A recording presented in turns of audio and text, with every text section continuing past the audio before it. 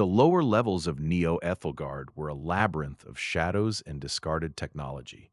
Here, the amber glow of the upper spires was replaced by the harsh, flickering blue of failing neon. This was where the unfixed lived. Elias felt out of place in his crisp white technician's coat. He was looking for a woman named Miriam. The logs had pointed him to a decommissioned subway station that had become a sanctuary for those who believed in the fluidity. You're late. I didn't know I was expected. In this place, everyone is expected eventually. You saw the girl, didn't you? The one who moved? How could you know that? That data is restricted to the spire. Data is just a shadow, Elias. I don't look at the shadows. I feel the heat of the fire. The block is cracking.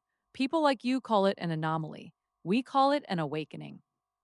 She led him deeper into the station, to a small room filled with candles and strange hand-drawn diagrams. The air was thick with frankincense. Humanity thinks it's found heaven because it's found a way to stop the clock. But a stopped clock is just a dead one. We aren't living forever, Elias. We are just rotting in a very beautiful box. The fourth dimension isn't a wall, it's a sea. And we were meant to swim, not to be preserved in salt. But the math, The math is a cage you built for yourself. You think prayer is a weakness, but prayer is a resonance. It's the way the soul talks to the fabric of the universe. When you pray, you aren't asking for a miracle, you are creating a portal. I heard a voice. It sounded like my sister, Sarah. She died 20 years ago. It's a fixed point in the block. I've seen the coordinates of her death 1,000 times. Nothing is fixed, Elias, not if you have the faith to see the doors. Sarah isn't dead, she's just in a different room, and she's trying to tell you that the house is on fire. Suddenly, the ground shuddered with a rhythmic, mechanical thudding. Blue searchlights began to sweep the station. They're here, the calibrators. Kalen has sent them to seal the crack you found. But I haven't reported it yet.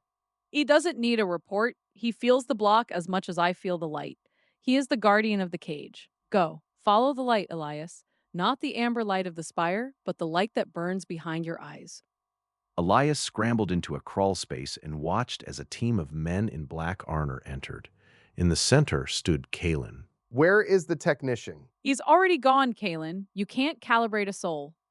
A soul is just a variable we haven't accounted for yet.